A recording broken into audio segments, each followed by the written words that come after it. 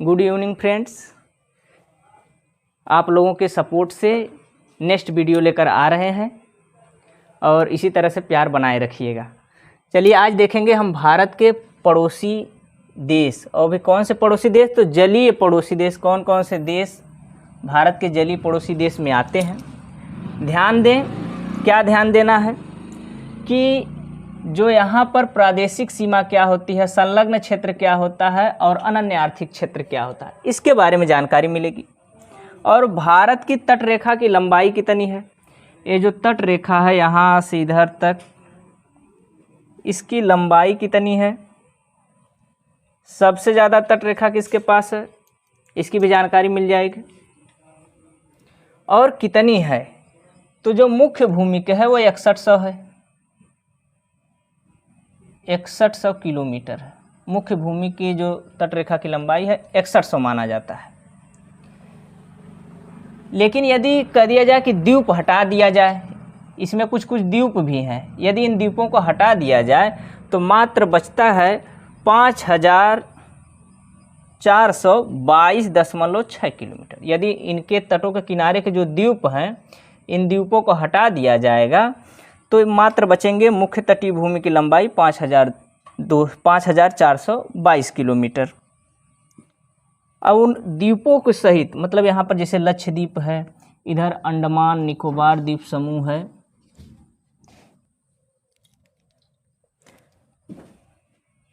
तो जो द्वीप है, यदि इन द्वीपों का भी तटरेखा मिला दिया जाए तो 2094 किलोमीटर आता है, 2094 किलोमीटर। तो आइए समझते हैं कि यह किस आधार पे है। Coastal zone of India, ministry of environment and forest की रिपोर्ट है। इस रिपोर्ट में उन्होंने कहा हमारी जो तटरेखा की टोटल लंबाई है वह 7516.6 किलोमीटर है। तटरेखा की लंबाई जो है 7516.6 किलोमीटर टोटल है। टोटल एरिया इतने पास भारत के पास तटरेखा है, द्वीपों सहित है, जबकि मुख्य भूमि के तटीय वाला 5422.6 किलोमीटर और द्वीपों की तटरेखा 2094 किलोमीटर। चलिए आइए जानते हैं क्या होती है प्रादेशिक सीमा। अंतर्राष्ट्रीय संगठन की एक ठो व्यवस्था है। उस व्यवस्था में बताया जाता है कि किस देश के पास कितनी समुद्री सीमा होनी चाहिए। तो उसने 3 भाग में बांटा है अपनी पूरी व्यवस्था को। कहता है आपके पास प्रादेशिक सीमा होगी, संलग्न क्षेत्र सीमा होगी, और तीसरा क्षेत्र कहा कि अनन्य आर्थिक क्षेत्र होगा। तो उसके लिए कुछ रूल डिसाइड किए हैं। तो जो समुद्र की दूरी मापी जाती है वो मील में मापी जाती है, इस चीज़ की जानकारी होनी चाहिए। मील में मापी जाती है। तो मील क्या होता है? ये एक प्रकार की इकाई है। तो 1 मील बराबर 63,360 इंच। 1 मील बराबर 5280 फीट।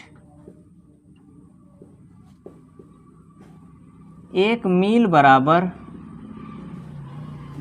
1760 गज। 1 मील बराबर 8 फरलांग। यह होता है, 1 मील में 8 फरलांग होता है। लेकिन यदि दूरी को किलोमीटर में काउंट करना पड़ जाए तो कितना होता है? तो जो समुद्री मील है, 1 समुद्री मील बराबर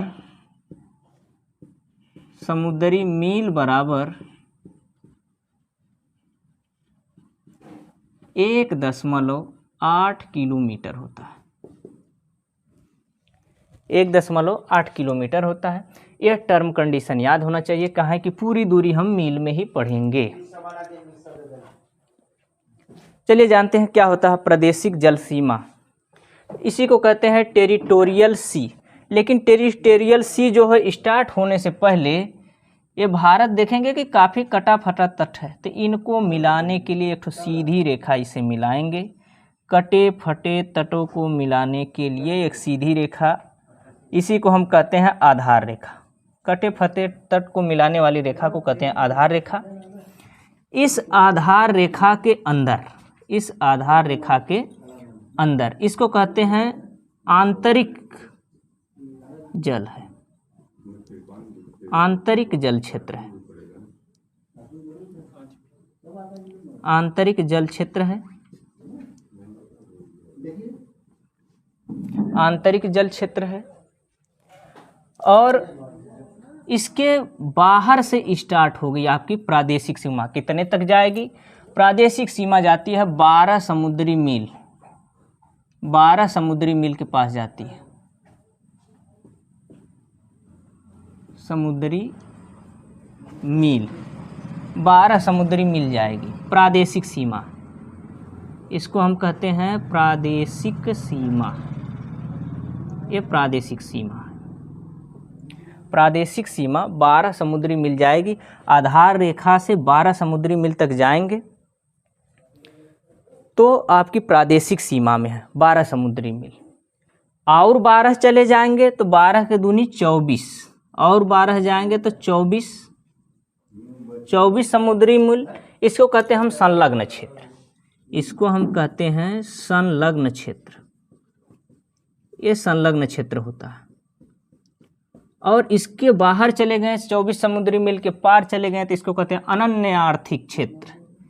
यह अनन्य आर्थिक क्षेत्र होता है, आर्थिक क्षेत्र, अनन्य आर्थिक क्षेत्र का इलाका पड़ता है अनन्य आर्थिक क्षेत्र। तो याद कैसे रखेंगे? 12, 24, 200। तो यहाँ रख लेना 12, यहाँ रख लेना 24, यहाँ 200। सब आधार रेखा से ही मिलेगा। आधार रेखा से 12 समुद्री मिल गए प्रादेशिक सीमा, आधार रेखा से 24 समुद्री मिल गए संलग्न क्षेत्र, आधार रेखा से 200 समुद्री मिल गए अनन्य आर्थिक क्षेत्र। अच्छा, इसमें क्या क्या अधिकार भारत को है उसके बारे में भी नॉलेज होना चाहिए। तो आंतरिक जल में तो भारत कुछ छू करे कोई रोकने वाला नहीं है। आंतरिक जल में कोई भी जहाज इधर से उधर आए कोई मतलब नहीं, कोई रोक टोक हैया नहीं है। लेकिन जो प्रादेशिक सीमा है इसमें क्या क्या करेंगे और इसकी दूरी कितनी है? तो जब इस तट को मिलाएंगे तो देखोगे कि एक वर्गाकार बनेगा। इस तरह से मिलेगा तो इसका भी तो एक तो क्षेत्रफल होगा। इस तरह से मिलाते हुए एक क्षेत्रफल बनेगा। यह जो जोन है प्रादेशिक सीमा का, यह है 1,93,824 वर्ग किलोमीटर। 1,93,824 वर्ग किलोमीटर है ये, इसका जो क्षेत्रफल है पूरा प्रादेशिक सीमा का। अब इसमें जो आधार रेखा से अंदर गया है वो आंतरिक क्षेत्र, इसके बाहर जो गया है आधार रेखा से बाहर, उसी को हम कहते हैं कि यह प्रादेशिक सीमा है।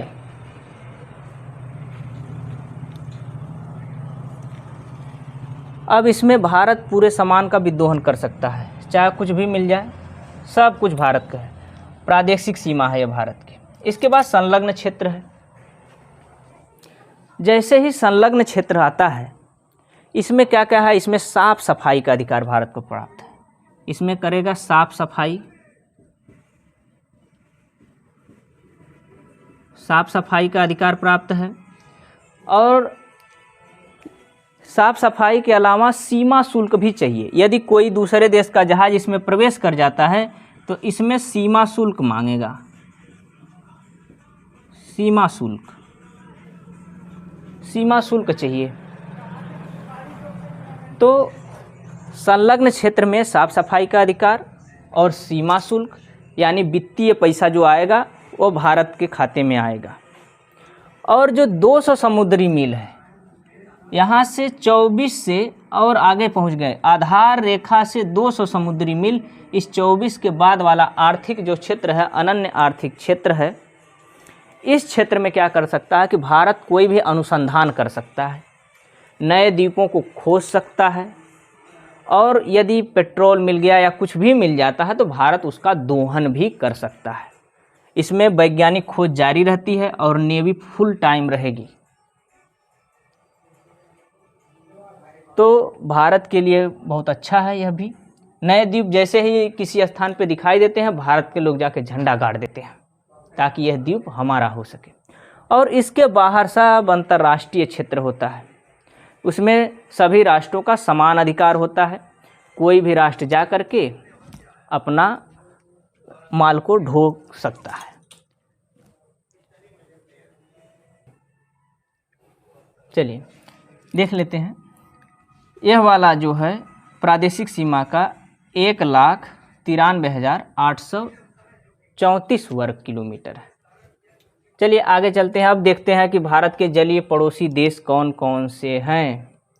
तो नीचे आएंगे तो श्रीलंका मिल जाएगा, लेकिन उससे नीचे भी मालदीव मिलेगा।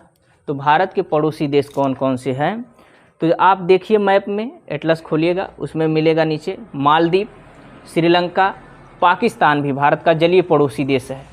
इसके बाद बांग्लादेश मिल जाएगा, म्यांमार मिल जाएगा, और अंडमान निकोबार द्वीप के पास जाएंगे तो वहाँ तुरंत इंडोनेशिया मिल जाएगा। तो इन देशों से भारत की जलीय सीमाएं लगती हैं।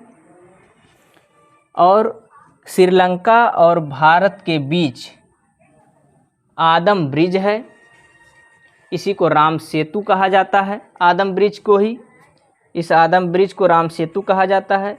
पाक जल संधि है, ऊपर पाक की खाड़ी है उत्तर में और दक्षिण में मन्नार की खाड़ी।